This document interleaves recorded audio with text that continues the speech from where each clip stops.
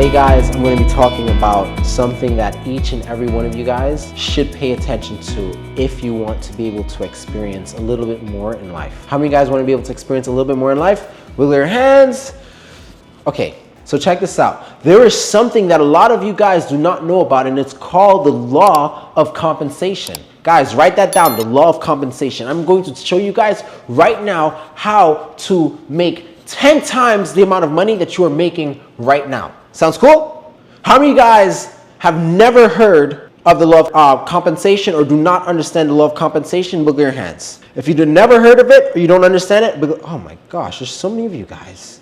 Okay, great. So guys, you want to get ready for this? It's so cool. It's going to blow your minds. I'm going to show you guys how you can create 10 times the amount of money that you are creating right now. This is going to show you guys exactly what you should focus on, when and how you should focus on these things. The law of compensation is pretty much a really cool law. There's laws that guide this universe, that guides the world. And we can either A, abide by the laws and have the success that we desire, or we can violate the laws and be condemned forever, technically. Every one of us, we get paid based off of 3 things, guys. This is the law of compensation. You want to instantly increase the amount of money that you make, you have to understand the law of compensation, right?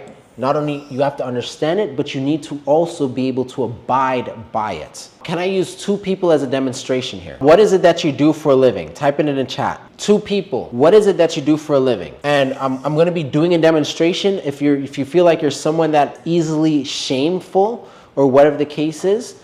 So I'm going to use Donna as an example. Donna is a Lyft driver. I'm going to use Robert. Robert, can you explain a little bit more what you mean by heavy equipment operator?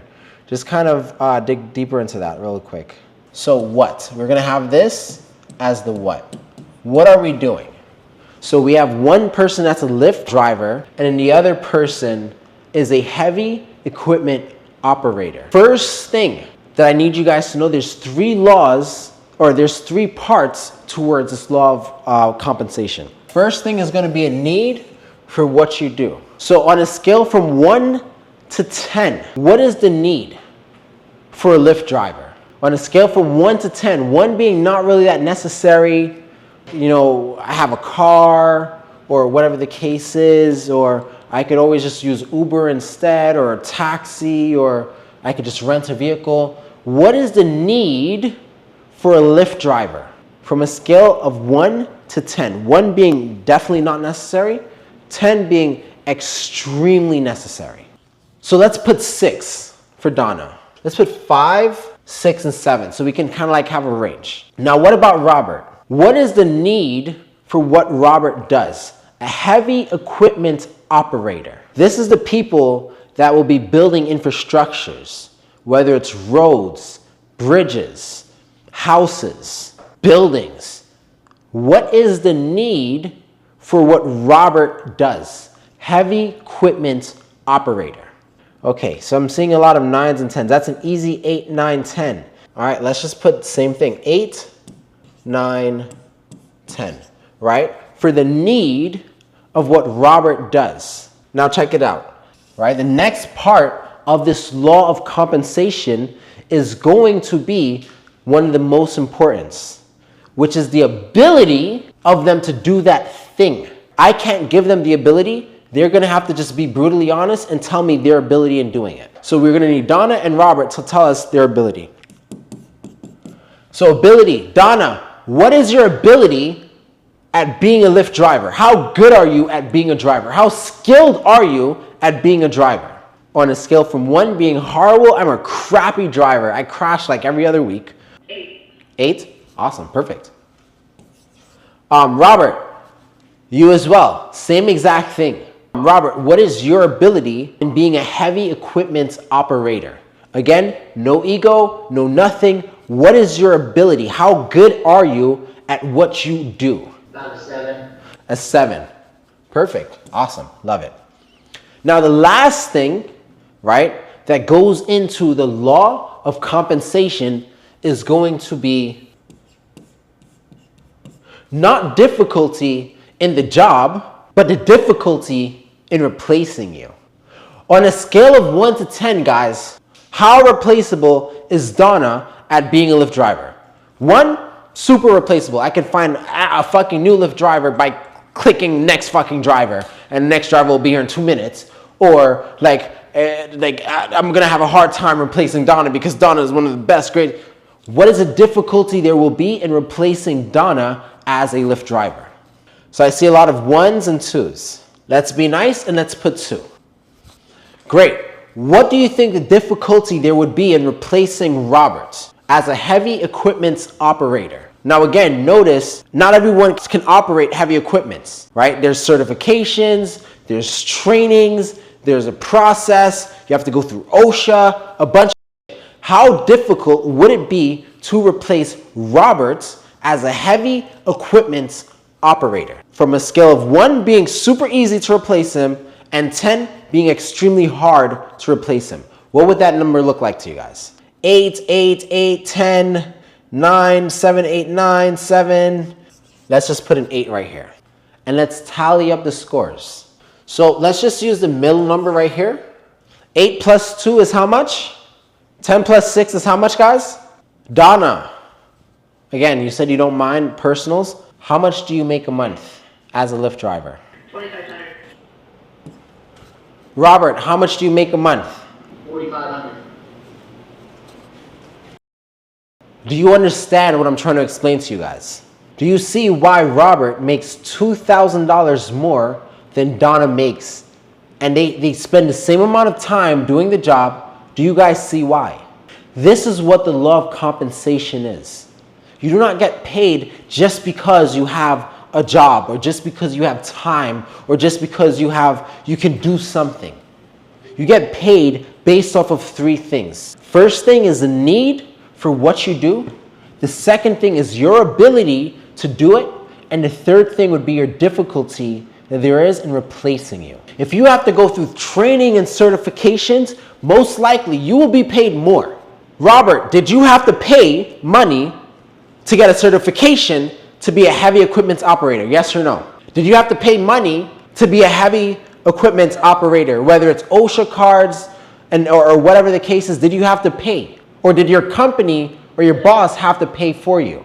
My company paid for me. They paid for all the training, all the certifications, everything. Okay, but there were certifications that had to be had, correct? Correct. You had to have the training, you had to take tests.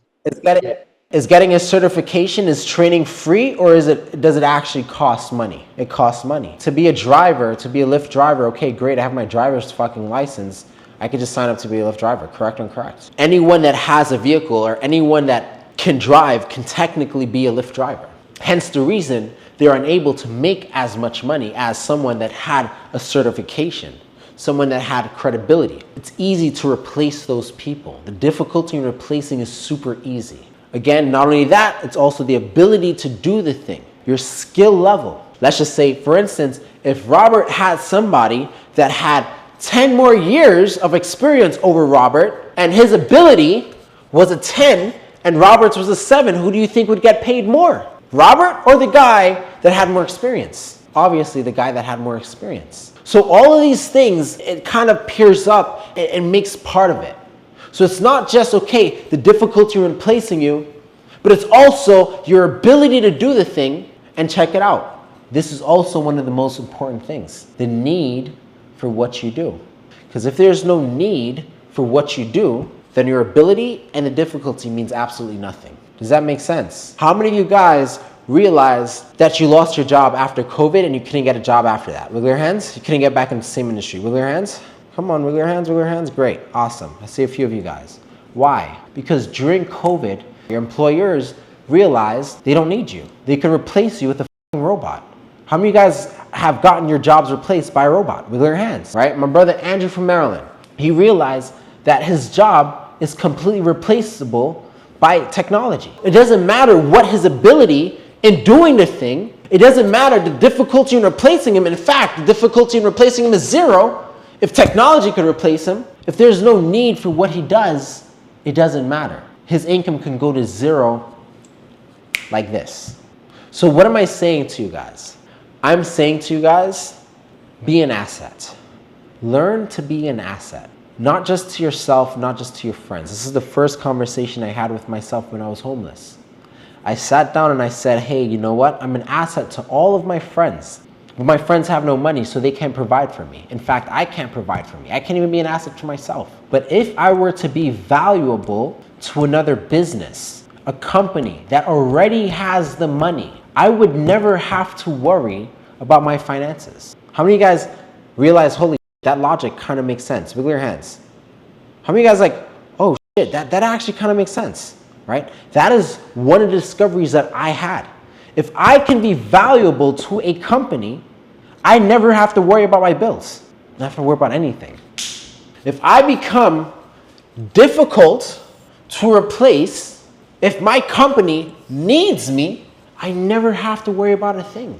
And this is why I preach so much that affiliate marketing offers all three of these things. It does. I'm not here to sell you guys on affiliate marketing, but it's the reality. If you're an affiliate, is there a need for an affiliate? Yes or no? People that can just bring money into a company, is there a need for an affiliate? Yes or no? Yes. This is a sales force. These people are bringing revenue into the company. Do companies need money to be injected into the company? Yes or no? That is a need. If you are kick-ass at doing it, if your ability is high and you're really good at doing it, are you replaceable? Yes or no? No. If you're able to make $10,000, $20,000 a month, do you think there's going to be a difficulty in replacing you? Yes or no? Most affiliates make $0. Most affiliates, if you actually look out there, most affiliates are failing. If you can make $10,000, $20,000 a month for a company, do you think there would be a difficulty in replacing you? Yes or no? There will be a huge difficulty in replacing you. And that's why those affiliates get paid highly. They have work. They're irreplaceable. I'm not saying, hey, quit your job as a heavy equipment operator. I'm not saying quit your job as a Lyft driver.